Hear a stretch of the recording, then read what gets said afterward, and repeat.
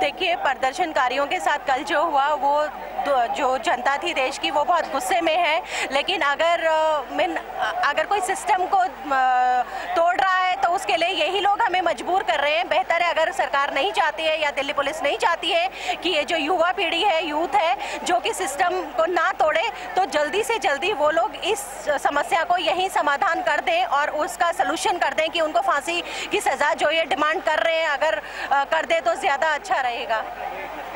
लोग कह रहे हैं कल NSUI के कार्यकर्ता वहां पर थे, उसके बारे में क्या कहेंगे? देखिए, उनके लिए नो कमेंट्स, उनके लिए नो कमेंट्स।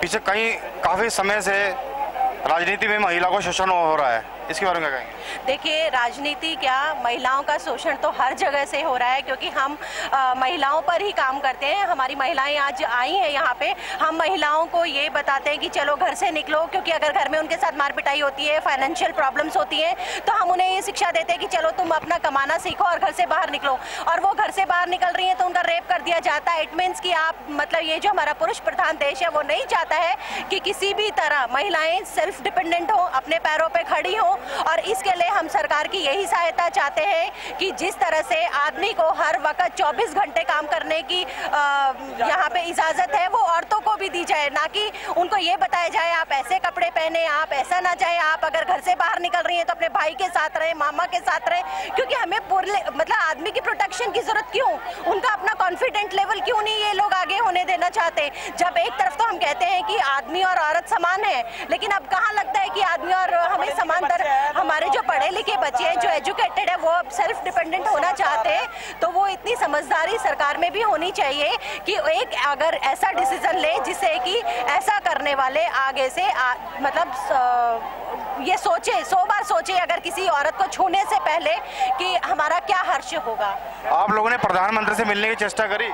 हम लोग प्लान कर रहे हैं, हमें वहाँ मिलने नहीं दिया चाहता। प्रधानमंत्री जी यहाँ कह रहे थे कि हमारी 3 बेटियाँ हैं, यहाँ 3 बेटियों का सवाल नहीं है, यहाँ देश की हर बेटी का सवाल है, वो सेफली घर नहीं जा सकती हैं। आप कहते हैं कि 6 बजे के बाद घर से बाहर मत जाइए। आप उन्हें बताइए कि आज एयर होस्टेस नाइट शिफ्ट में है, डॉक्टर हैं, नर्सें हैं, कंपनियों में लड़कियाँ काम कर रही हैं नाइट शिफ्ट में। ये तो एक बंदिश कर देंगे लेडीज़ पर अगर वो लोग इस तरह की बातें करते हैं। उनसे कहिए देश की हर बेटी बेटी है, हम भी एक बेटी थे, हमारे बच्चे अगर बेटे हैं आप कुछ है, पर हम तो किसी की बेटी है ना। हम सिर्फ इतना चाहते हैं लेडीज़ को सेफली घर भेजा जाए। कुछ पुलिस में, कुछ बसों में लेडीज़ पुलिस बिठाई जाए ताकि लेडीज़ के साथ, लड़कियों के साथ आगे से ये काम ना हो। अगर लेडीज़ पुलिस बैठेंगी बसों में तो कोई एतराज़ नहीं है, लड़कियां सेफली घर पहुंचेंगी।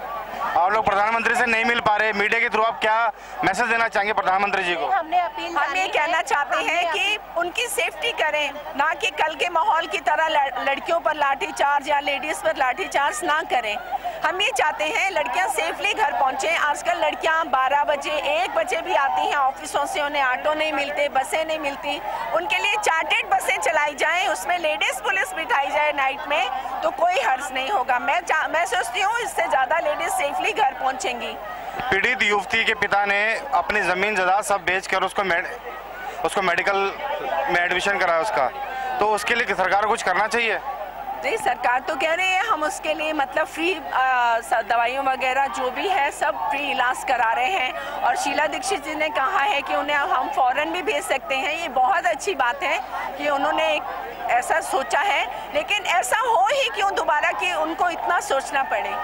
हम ये चाहते हैं आगे से कभी ऐसा कोई कांड ना हो, हम ये चाहते हैं। इन लोगों को किस तरह की सजा दी जानी चाहिए? इन लोगों को अगर वो लड़की ठीक होती है तो उस लड़की के हाथों ही उन्हें गोली मरवानी चाहिए। और अगर वो लड़की को कुछ हो जाता है तो उन्हें सबके सामने इंडिया गेट पर लाया जाए, उनकी शक्लें दिखाई जाएं, ताकि वो ऐसे लोग हैं दोबारा वो काम ऐसा ना करें।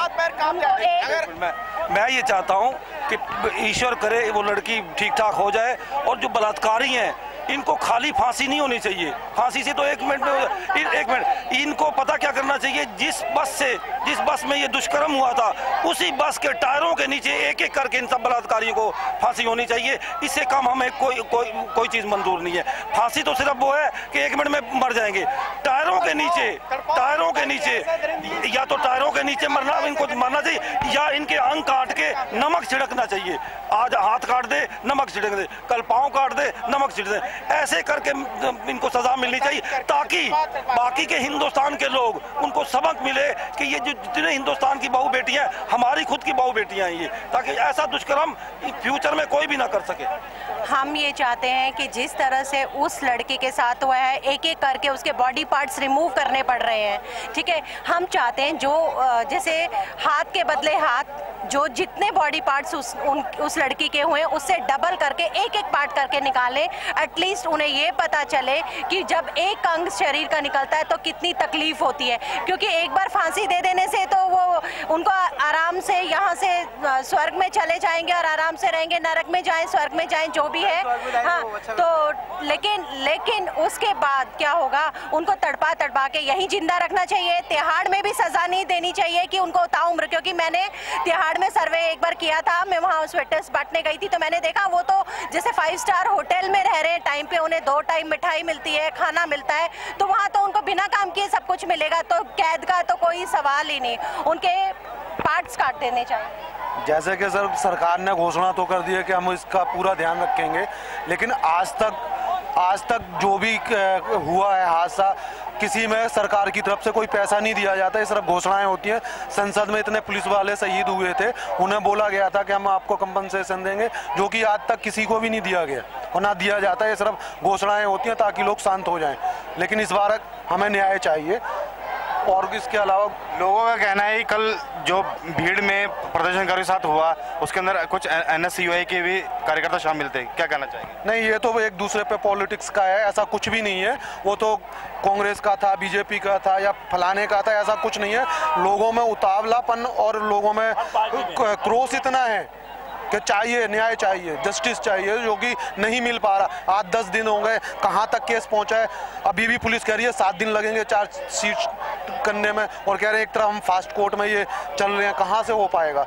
अभी चार्जशीट में भी 7 दिन लगने हैं जो बाकी हैं। इतने बीच में उस लड़की को कुछ हो गया तो देख ही नहीं पाएगी कि मुझे इसका न्याय मिला है। सर